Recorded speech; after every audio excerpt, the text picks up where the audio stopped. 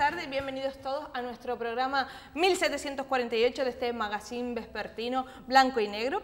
Estamos en el Instituto Politécnico de Las Palmas y es un proyecto de los alumnos de Imagen y Sonido, concretamente creo que de Audiovisuales y Espectáculos. En este espacio contaremos con unos invitados de excepción, encuestas realizadas en la calle, música en vivo y unos trepidantes reportajes que no se pueden perder de la más rabiosa actualidad. Comenzamos. El primer invitado de hoy, yo lo conozco muy bien, ustedes seguro que también, es el maestro Florido. Bienvenido, maestro Florido. Muy buenas tardes. Un gustazo tenerte aquí esta tarde, noche, mediodía. Sí, prácticamente. Bueno, hemos tenido el gustazo de trabajar juntos muchas veces, hemos sido compañeros.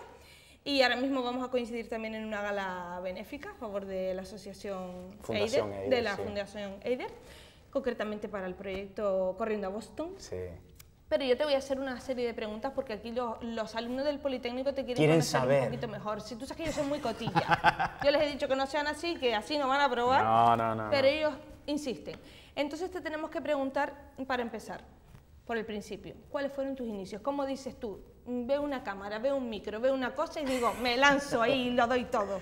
Bueno, pues realmente no empecé con la cámara y el micro, sino en el teatro, en mi pueblo, en el Lobo Magullo, el grupo de teatro Tabercorade, que ya no existe. Pues antes se estilaba hacer teatro y sobre todo por esas medianías, teatros costumbristas. Y ahí me gustó y me gustó tanto que lo hice en mi profesión y mi oficio.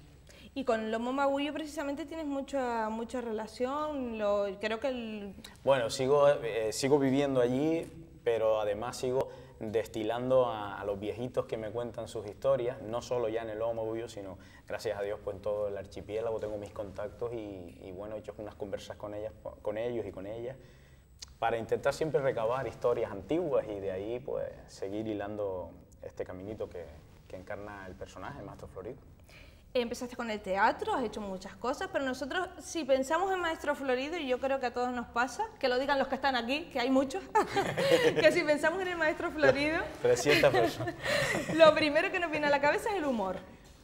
Harás más cosas, pero lo primero que nos viene a todos a la cabeza es el humor. ¿Siempre tuviste claro que querías hacer reír a la gente?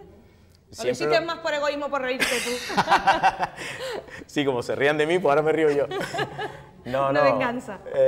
Realmente siempre me gustó el humor, desde pequeñito era el que hacía las boberías en casa y demás, y ya te digo, descubrir el teatro en mi pueblo me llevó de la mano no solo del humor, sino también del costumbrismo, de esa parte etnográfica de nuestra tierra que me ha llevado a este personaje, ¿no? Y ir intentando pulirlo mejor. Pero sí, el humor es el camino. Después me gusta también dar, sobre todo que a veces la gente en la actuación se lleve reflexiones, ¿no?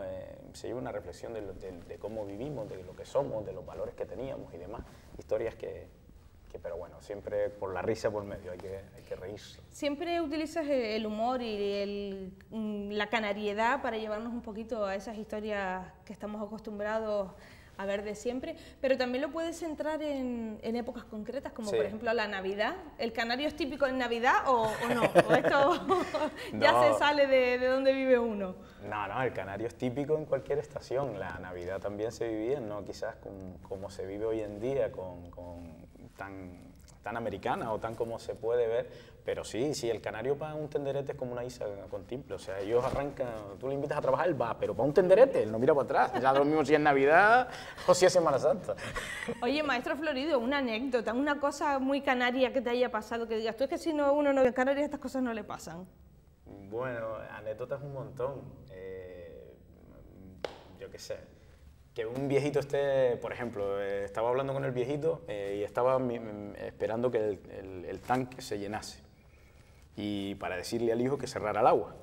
Y entonces el hombre me miraba de vez en cuando y seguía hablando conmigo y miraba de vez en cuando y hablando conmigo. Cuando ya quedaba poco, hizo una expresión que digo, es que qué increíble, a mí no se me hubiera ocurrido. Entonces imaginemos que el hijo se llamaba Pedro. ¡Pedro! Cierra el agua que ya queda lo negro la uña. Lo negro la uña. Bueno, el que tenga las uñas negras. Una medida que no todo el mundo tiene, porque a mí, por ejemplo, no sabría a qué medida se refiere. Pero el animal conoce, tú sabes a qué se refiere. Bueno, de proyectos pasados, ¿cuál me dirías que es tu preferido?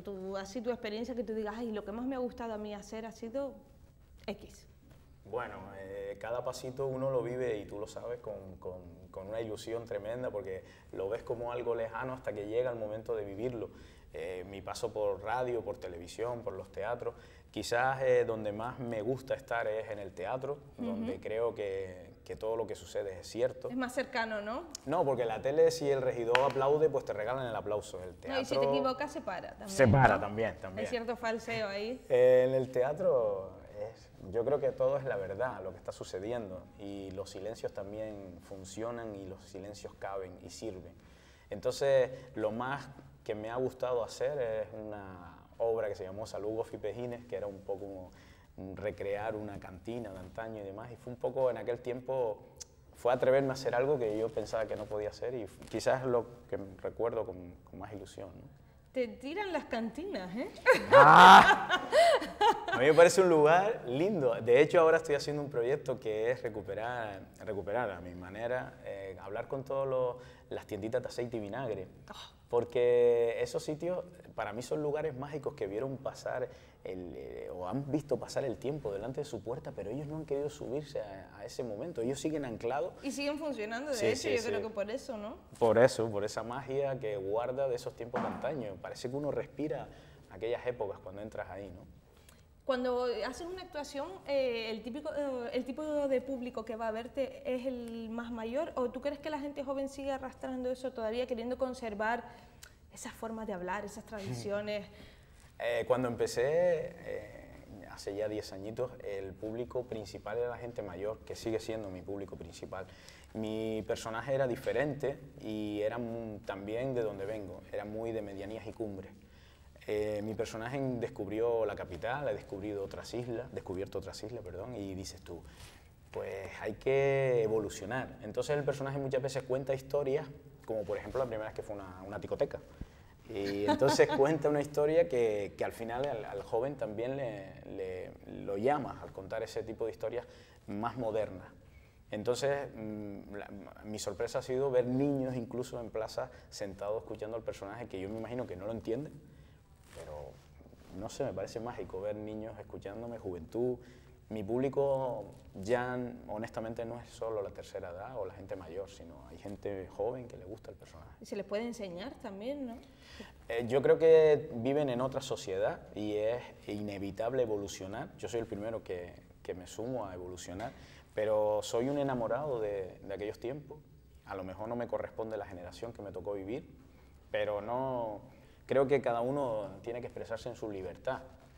Lo único que creo que es lo fundamental en todas las religiones y en toda la vida es el respeto. A partir de ahí, cada uno... Entonces yo cuando veo a la juventud no quiere decir que recuperen palabras ni que tengan que vivir de esa manera, sino simplemente que lo conozcan. Fuimos un pueblo de esa manera y que pasamos trabajitos y penas y amarguras y alguna que otra alegría también. Conocer un poco la esencia de lo que fue, ¿no? O sea, que te hubiese gustado vivir en otra época. Sí. La hubieses aprovechado más. ¡Oh! O sea que tú no te has entrado el doble check en el WhatsApp, ¿no? No, dice que ahora es azul marino. No, el WhatsApp cuando dice, te mandé un beso y un abrazo por WhatsApp. Y no me contestaste. Mejor vienes a dármelo y coño, me sabe más. Se han perdido las relaciones también, Florido, no solo las que tradiciones, sino la... Ya no somos los aplatanados que eran. Porque antes nos decía, el canario es aplatanado. Ya no tenemos paciencia, ya nos vemos también por la calle. ¡Venga! ¡Te whatsappeo! Sí. No, hombre, antes teníamos la pachorra esa peculiar que sigue teniendo la gente del campo. Y además lo notas hasta cuando hablan. Y yo sé, el otro día, esto fue... Y tú dices, sí. Arranca. Porque uno viene con la prisa, ¿no? Pues sí, ya somos un pueblo que no tenemos tiempo. Hemos hipotecado nuestro tiempo, nuestra casa, nuestro coche. No hipotequemos la sonrisa, que es lo que nos queda. Nos ha salido carito también. Sí, coño. Sí. Pero bueno, es más barato que una tarjeta Black de esa. Sí, bueno, sí, más barato es, sí, señor.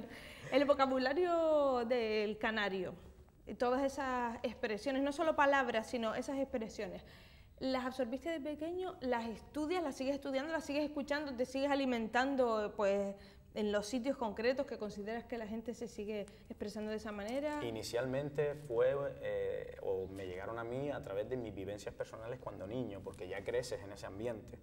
Y evidentemente cuando estoy actuando en ese momento que estoy trabajando, solo intento utilizar esas palabras, que con el tiempo pues uno tiene que estudiarlas, tiene que buscarlas, muchas que ya han quedado en el olvido, palabras que ya no se estilan, pero que intento rescatarlas, y entonces ahí sí que hay una diferencia entre el público que me entiende y el que no me entiende. O sea, la juventud, si le dice ciertas palabras, puede que no la entienda, pero los viejitos sí la van a entender perfectamente. Pero me gusta que después indaguen o pregunten, porque son palabras que al fin y al cabo son nuestras, y lo que decía antes, no pretendo que hablen de esa manera, pero al menos que las conozcan, porque de alguna manera nos pertenece, es nuestro dialecto y nuestra forma de expresarnos muchas veces. Además, muy cariñosa, nosotros somos cariñosos. Sí, sí, es verdad. Sí, es verdad, mi amor. Mira que quedan 5 minutos. Ay, que quedan 5 minutos. Sí. Mira, ¿cuántos personajes tienes? Bueno, personajes en radio he hecho más, pero yo soy, tú lo sabes, muy tímido. Entonces mi personaje es Maestro Florido. Creo que él abarca todo lo que yo quiero expresar, y con Maestro Florido empecé y con Maestro Florido terminaré. Cuando este periplo, este sueño se acabe en alguna que otra luna, pues me bajaré del escenario y no haré más nada, porque es mi personaje, es lo que quiero expresar. ¿Y cómo se te ocurre, Maestro Florido? Pues es un homenaje humilde a toda la gente de Medianías y Cumbres principalmente, con toda la seriedad, la sinceridad y la nobleza que ellos transmiten al hablar, y por supuesto mi enorme admiración hacia ellos. El personaje tiene esa fuerza, ese dinamismo que ellos muchas veces tienen, y con el tiempo lo he intentado tranquilizar y que tenga esa pachorra que yo buscaba cuando hablo con ellos, ¿no? Pero es nada más que eso, es un personaje sobre todo que ha bebido de esa fuente, de la nobleza, de la tranquilidad, de gente nuestra. Háblanos un poquito para que esta gente que le quedan Bien, nada... ¿cuánto queda? ¿Tres, cuatro? ¿Dos? Cuatro. Cuatro. Ya echamos uno para atrás. Para que esta gente joven se entere, que nosotros estamos ya mayores. Háblanos un poquito de la gala del sábado, para ver si nos animamos a ir. No sabes mucho, porque se te han abierto los ojos como No, platos. pero es que como aquí los tiempos son atemporales, digo, el sábado mañana. Mañana. Mañana, da igual. Ellos esto lo graban y lo ven en clase todas las veces que quieran. Que está Ahí, a ver. Mira, que te voy a decir cuál es. Mira, Aquí. Mira, la chiquilla taxista. Mira, mañana los otros, vamos a estar en Infecar, coño, vayan para arriba, que es para allá en la mano. Primeramente una ¿Cuánto amiga. vale? 10 euros. 8. 8 euros, 8 euros. Ya se quería llevar el Que pa' jodido café. No, 8 euros. Echas el café, son 10. Bueno, ahora vale 21. 8 euros. Vayan a Infecar. Va a estar Ana presentando. Esto es un regalo. Ya solo por eso es un yo regalo. iba. Fíjate, voy a porque yo iba. actuar yo y sobre todo los cofiones. Vayan para arriba, para Infecar. Oye, Juanca. Ay, Juanca actúa también primeramente porque le vamos a echar una mano a él, si no, no tiene sentido. Si él no va, yo no voy. Y es porque al fin y al cabo un niño tenga una vida mejor. Eider, el amigo Eider. Solo por eso merece la pena ir. Solo y por eso pasarse el merece la ratito y pena. reírse un ratito, Que sí. que al final la vida ya tiene suficientes cosas malas Sí, para son quedarnos en verdades, casa. Coño, sí son verdades. Son verdades. Ya, coño, claro. Florido, ¿qué te voy a decir yo a ti que tú ya no sepas, Florido. compañero, amigo, y encima... Detrás de las cámaras, ¿cuántas veces hemos hablado nosotros? y Mil discutido. Fuerte chiquilla mala mañana, usted no la conoce. Bueno, no cuentes Es maldades, verdad. que quedan 30 segundos. Bueno, Florido, muchísimas gracias por asistir a nuestro programa y por atendernos, por supuesto, como siempre. Espera, rápido. Gracias a ti y gracias a todos y cada uno de ellos que nunca pierdan la ilusión, y los que no te permitan soñar no deberían tener derecho a dormir. Ánimo, chiquillos. Sí, señor, muy bien dicho. Y a los profesores que los aprueben. Claro que sí, si no hacen chuletas, chiquillos, toda la vida. Bueno, pues señoras y señores, nosotros vamos a dar paso a nuestro prompter que empieza a caminar para arriba para que la chiquilla lea, porque no tiene muy claro lo que viene ahora. Damos paso a nuestro siguiente bloque, que es una encuesta, Florido, que no te la puedes perder, sobre el cine, el teatro, realizada entre los alumnos del Politécnico. ¿Vale? O sea, que vemos la encuesta, o lo digo, encuesta. No, dilo. Encuesta. Cine. Cine. Cine. Cine. ¿Las dos? Uy, ¿cómo se llama esta? Guardianes de la Galaxia. El Hobbit, un viaje inesperado. O todo va. La de Drácula. Última película, Guardias de la Galaxia. En mi opinión, no tiene el mismo protagonismo. Creo que la industria del cine está ligeramente más desarrollada que el teatro aquí en Canarias. Sin embargo, no se le da la importancia que merece ambas. No, están haciendo cambios para eso y la verdad que están fomentando mucho el tema del teatro, con los bonos que están haciendo para ver las obras de teatro, pero sigue estando un poquito caro y no hay tanta información para otros municipios, sino solo para, por ejemplo, el de Las Palmas.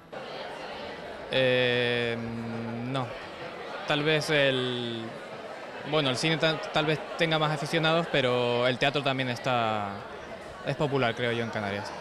Sí, El teatro tiene menos protagonismo, se nota mucho. viable.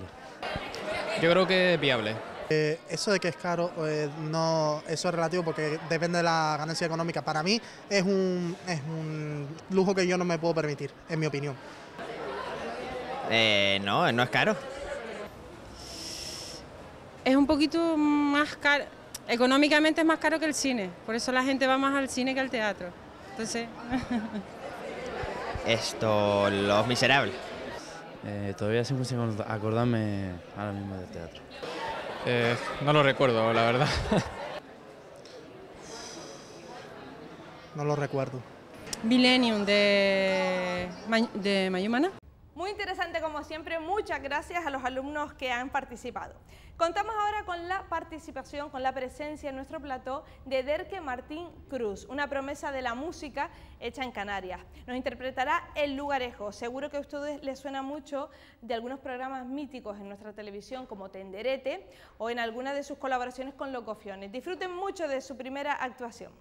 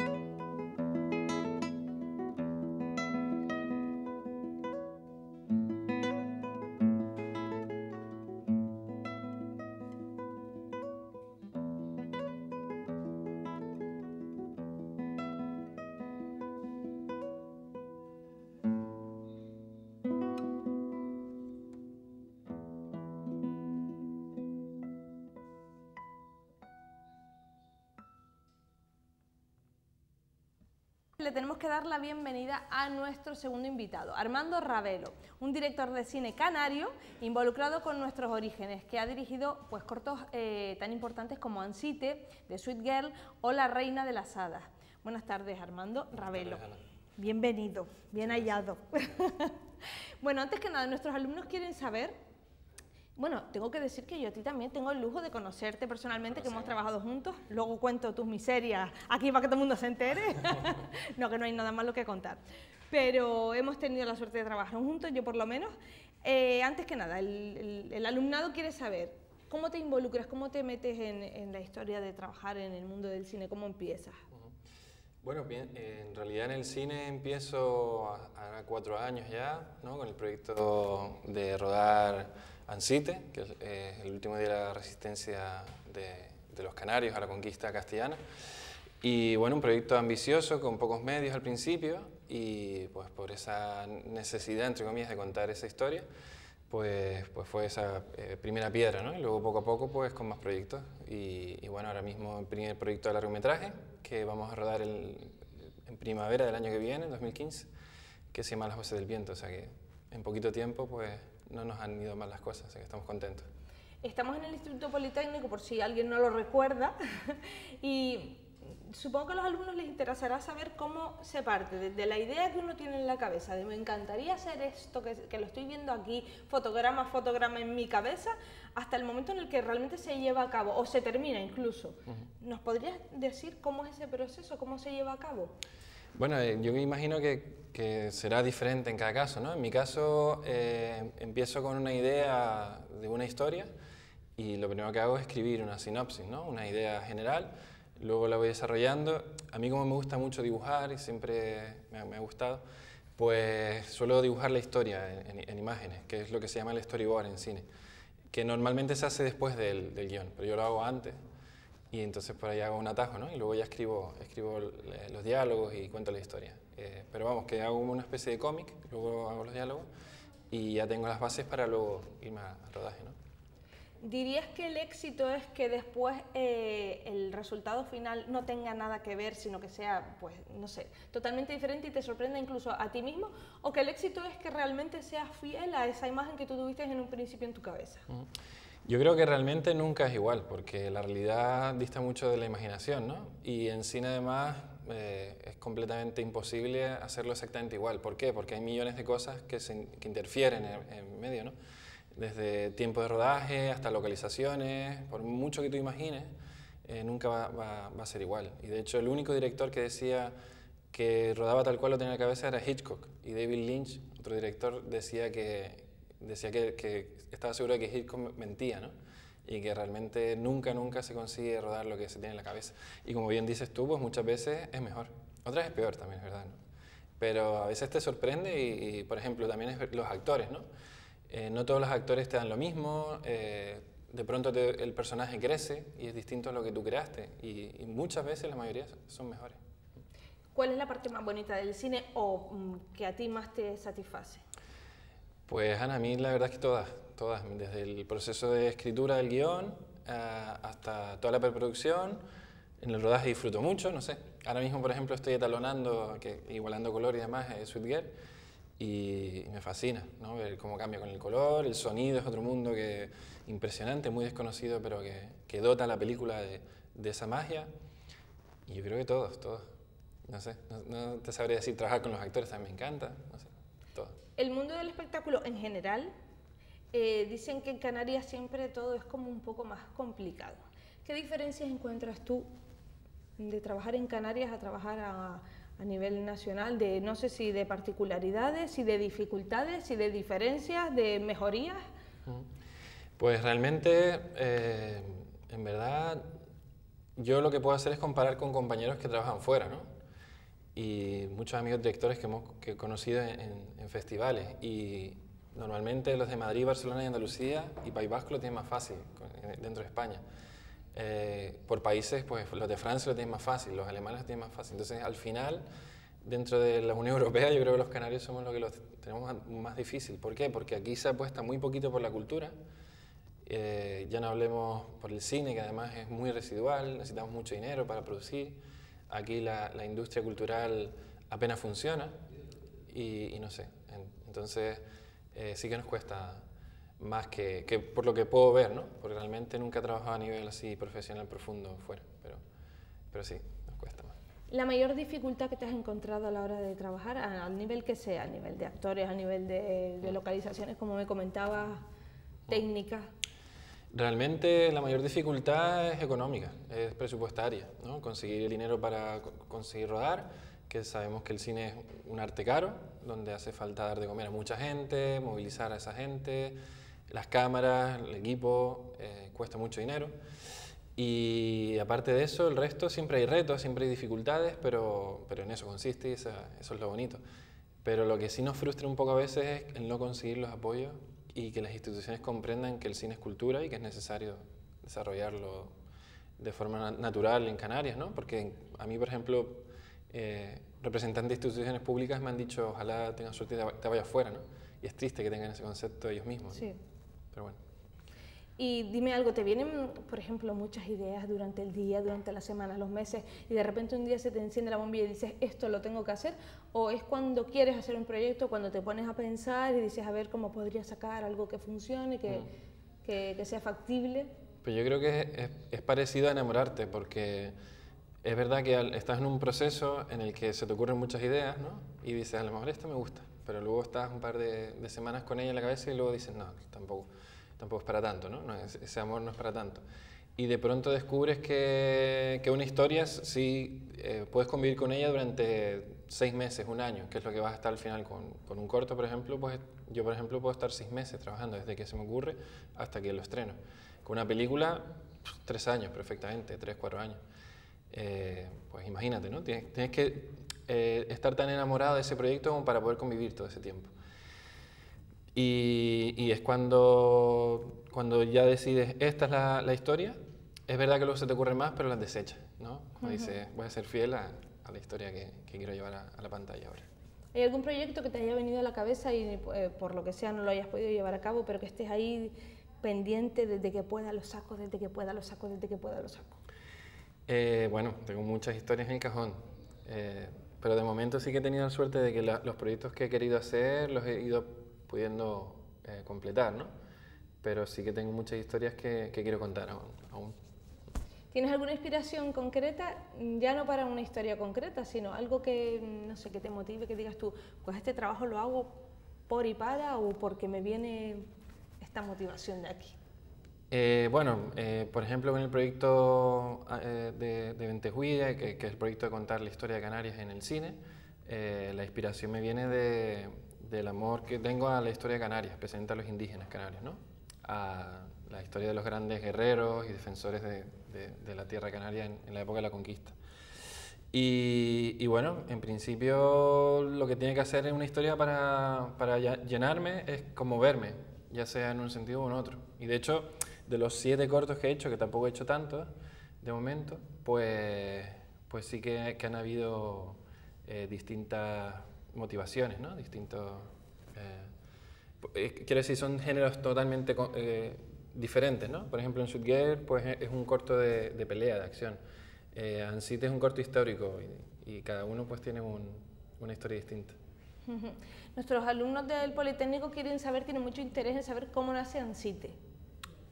Pues Ansite nace, que desde pequeño la historia de Canarias me llamaba muchísimo la atención, precisamente porque era muy tabú. Era una historia que realmente no habíamos contado, nunca habíamos visto en Canarias en un formato cinematográfico, casi en ningún otro formato, ¿no? Ni siquiera en los colegios se nos ha enseñado.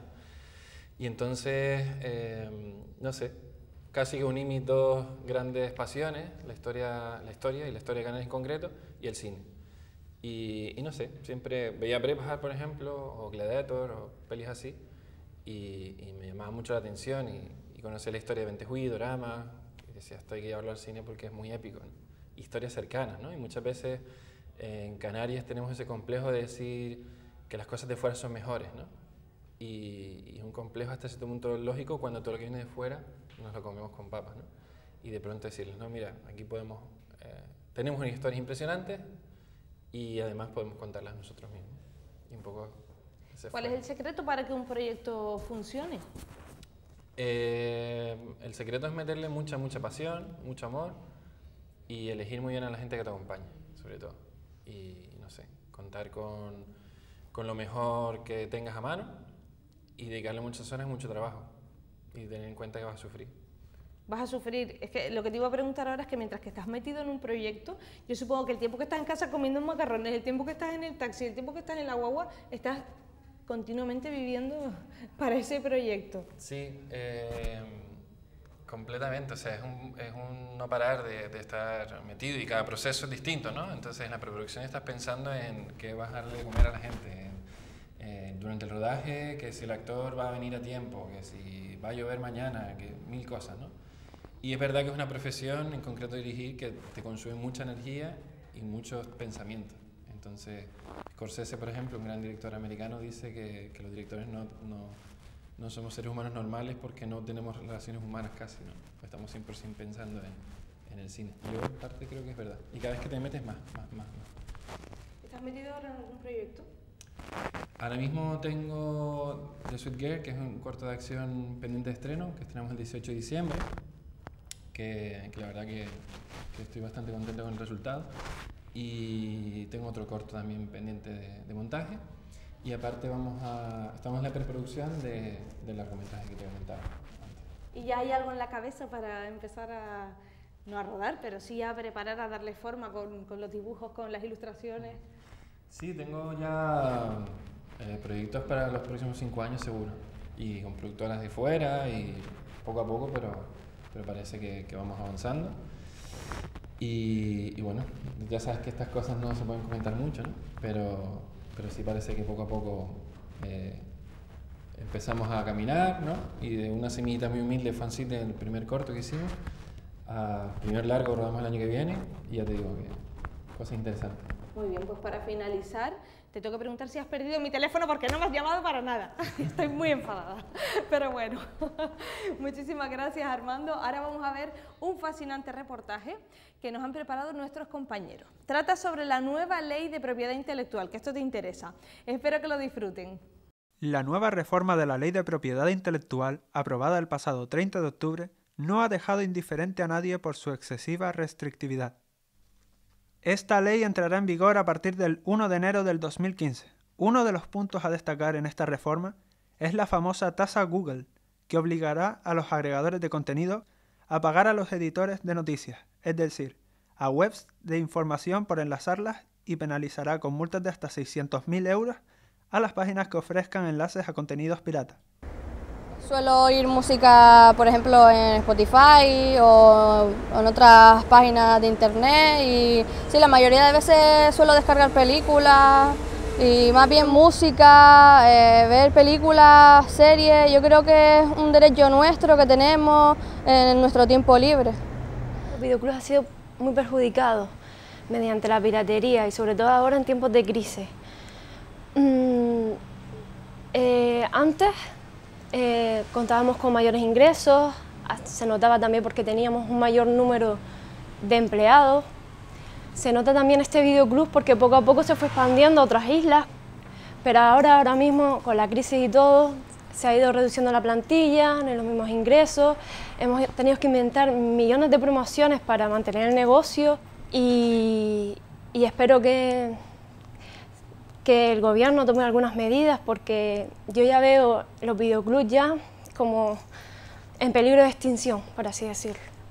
Para la Sociedad General de Autores y Editores, la aprobación de esta ley lo que significa es la ratificación de la postura, digamos, del gobierno de no asumir la cultura como una de las prioridades del gobierno. Queda abandonada desde que empezó prácticamente el año 2012 con el incremento de la subida del IVA, con la paralización de la ley del mecenazgo. También se ha reducido de manera muy considerable los presupuestos de las comunidades autónomas y de los ayuntamientos para el sector cultural, y esto, digamos, un paso más, un camino más para desproteger a los creadores y a los autores españoles en comparación pues, con otros países europeos y con la postura que está tomando la propia Comunidad Europea, que aprobó en el año 2014 una directiva para intentar homogeneizar y proteger mejor la labor de los autores, y sin embargo pues el gobierno español, bajo presiones de otros lobbies, no directamente relacionados con la cultura, sino con lobbies de usuarios, en este caso puede ser de manera destacada el papel del sector de hostelería, pues ha creado una ley que no satisface